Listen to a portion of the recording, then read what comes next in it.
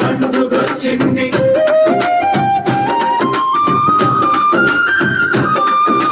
మామిడి తోరణం నవ్వుతోంది, ఉంగిట ముగ్గులు మెరుస్తున్నాయి. నీ నవ్వు కోసం మా ఇల్లంతా కళ్ళప్పగించి చూస్తోంది. అత్తరి వాసన గాలిలో తేలి అమ్మ మనసు మురిసిపోతోంది. చిన్న చిన్న జాపకాలు